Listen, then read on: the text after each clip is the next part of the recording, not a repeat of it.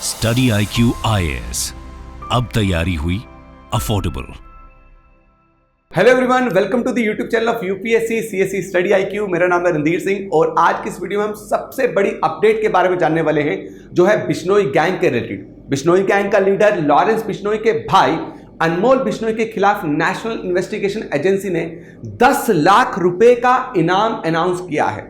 दोस्तों, national investigation agency का यह कहना है कि मुंबई में 12 अक्टूबर को जो एनसीपी लीडर बाबा सिद्दीकी के जब मर्डर हुआ, उसके पीछे जो मास्टरमाइंड है वो अनमोल बिश्नोई है।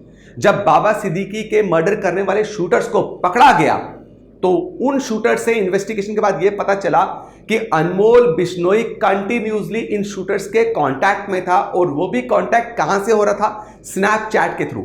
यहां पे एक और नाम निकल के आता है, उसका नाम है परवीन लोनकर। और परवीन लोनकर और अनमोल बिश्नोई दोनों ने मिलकर इस प्लान को एग्जीक्यूट किया।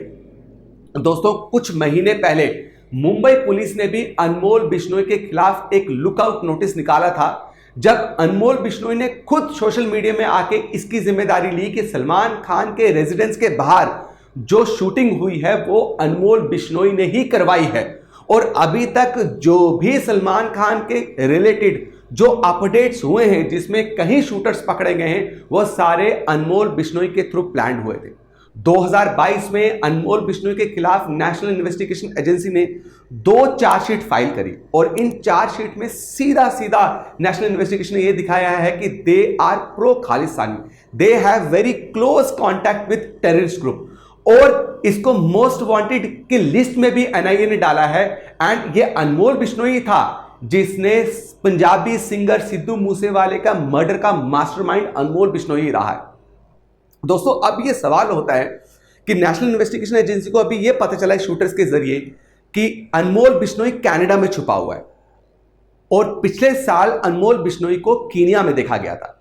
यह फेक पासपोर्ट के through and with the help of Babbar Khalsa international force which is illegal and which is terrorist organisation declared by NIA, इसकी मदद से यह आज कनाडा में बैठा हुआ है, जहां पे एक तरफ कनाडा जो है लगातार ये बोल रही है कि बिश्नोई गैंग जो है विद इंडियन इंटेलिजेंस, और जो 5 आइज की रिपोर्ट है कि विद इंडियन इंटेलिजेंस ये बिश्नोई गैंग जो है डायरेक्टली इन्वॉल्व है हमारे सिटीजन्स, इंडियन ओरिजिन सिटीजन्स का मर्डर करने के लिए, जो खालिस्तानी मूवमेंट को सपोर्ट करते हैं।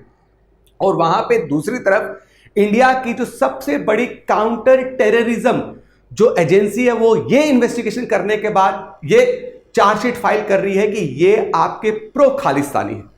तो यहां पे दिन ब दिन आपको कुछ नए डॉट्स कनेक्ट होते हुए मिलेंगे कि अब सवाल यह है कि नेशनल इन्वेस्टिगेशन एजेंसी ने आखिरकार 10 लाख रुपए का इनाम अनमोल बिश्नोई के खिलाफ अभी ही क्यों किया, जबकि वो कहीं सालों से मोस्ट वांटेड है।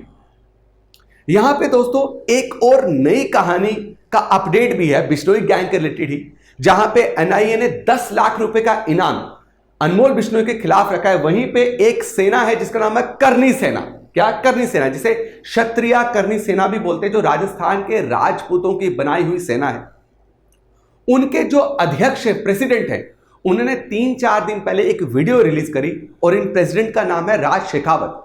इनने एक वीडियो में यह कहा है कि जो लॉरेंस बिश्नोई को जो भी पुलिस वाला मारेगा या कोई भी लॉरेंस बिश्नोई का मर्डर करता है, उसको 1 करोड़ रुपए दिया जाएगा। तो आप देखिए, यहां से एनआईए भी आपकी बिश्नोई गैंग के पीछे, और यहां से करनी सेना भी बिश्नोई गैंग के पीछे, और वहां से यूएसए और कनाडा भी पूरे अब गैंग के पीछे पड़े हुए हैं। किस तरीके से अब ये पूरी गैंग उलझन में है। दोस्तों, क्षत्रिय करनी सेना का यह कहना है कि हम इसलिए 1 करोड़ रुपए उस पुलिस वाले को देंगे या किसी भी इंसान को जो लॉरेंस बिश्नोई को मारेगा, उसके पीछे कारण है 5 दिसंबर 2023 को करनी सेना के एक बहुत इंपॉर्टेंट लीडर को मारा गया था, मर्डर किया गया था जयपुर में। इनका नाम है सुखदेव सिंह। सुखदेव सिंह को जयपुर में जब मारा गया, उसके बाद रिस्पॉन्सिबिलिटी जो है बिश्नोई गैंग ने ली थी कि इनको मारने की जिम्मेदारी हम लेते हैं। दोस्तों, अगर आप थोड़ा सा नेशनल इन्वेस्टिगेशन एजेंसी की वेबसाइट पर जाएंगे तो आप वहां पे ये भी देखने को आपको मिलेगा कि वहां पे 3-4 शीट्स जो हैं वो एनआईए ने फाइल की हैं। जिसमें साफ साफ लिखा हुआ है कि बिश्नोई गैंग का बहुत बड़ा नेक्सस है, राइट। और ये गैंगस्टर टेररिस्ट ग्रुप है। क्या है? गैंगस्टर टेररिस्ट ग्रुप, यानी कि they have very close link with those Khalistani forces which are working from Pakistan. अब दोस्तों बात रहती है यहां पे नेशनल इन्वेस्टिगेशन एजेंसी। तो ये नेशनल इन्वेस्टिगेशन एजेंसी के पास क्या ऐसी पावर्स हैं कि नेशनल इन्वेस्टिगेशन एजेंसी ऐसे गैंगस्टर्स के ऊपर भी अपनी इन्वेस्टिगेशन को कंटिन्यू कर सकती है? जी हां दोस्तों, अब हम सबसे पहले जानेंगे कि नेशनल इन्वेस्टिगेशन आखिरकार है क्या है और इसके पास क्या क्या पावर है, किन किन केसेस को ये इन्वेस्टिगेट कर सकती है।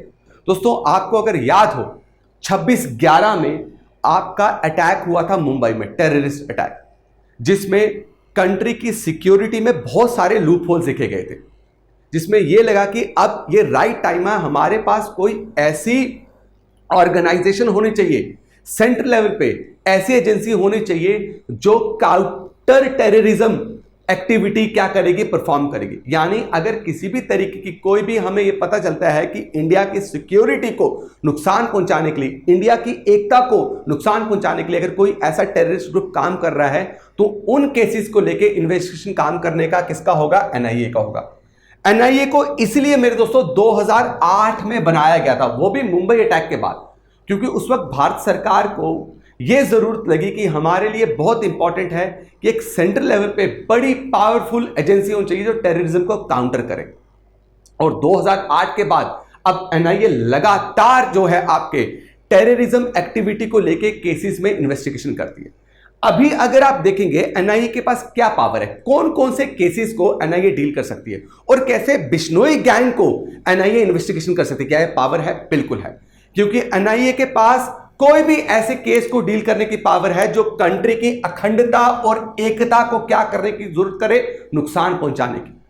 जो अगर कंट्री की सिक्योरिटी के लिए कोई भी ऐसी संस्था, कोई भी ऐसे लोग, कोई भी ऐसी गैंग जो कंट्री की सिक्योरिटी को, कंट्री के सिटीजन्स को मारे या डराए, तो उस केसेस को भी ये इन्वेस्टिगेट करेगी। अगर कोई ऐसी ऑर्गेनाइजेशन या कोई ऐसा इंसान जो इंडिया में बैठ के काम कर रहा है और प्लानिंग एंड प्लॉटिंग कर रहा है दूसरे देश में कोई टेररिस्ट एक्टिविटी करने के लिए, उस केस को इन्वेस्टिगेट करने के भी पावर किसके पास है मेरे दोस्तों? आपका नेशनल इन्वेस्टिगेशन एजेंसी के पास।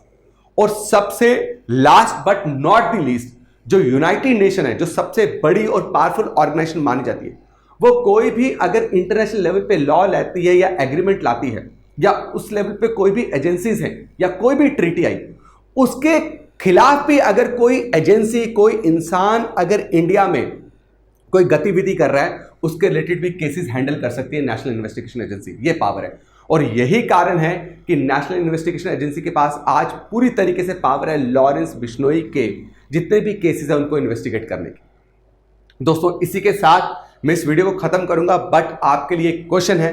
वो क्वेश्चन ये है जो कमेंट सेक्शन में जरूर कमेंट करके बताइएगा, जो नेशनल इन्वेस्टिगेशन एजेंसी जो 2008 में बनाई गई, ये किस मंत्रालय को, किस मिनिस्टर को रिस्पॉन्सिबल है, किसको इसको जवाब देना होता है? Ministry of home affairs, ministry of defence, ministry of law and justice या ministry of external affairs? Comment section में जरूर कमेंट करके बताइएगा और यह भी अपने राय जरूर दीजिएगा कि ये एनआईए और कनाडा के जो डिफरेंट पर्सपेक्टिव हैं रिगार्डिंग लॉरेंस बिश्नोई, कौन सा पर्सपेक्टिव आपको सही लगता है? Thank you so much. जय हिंद। स्टडी IQ IAS, अब तैयारी हुई अफोर्डेबल।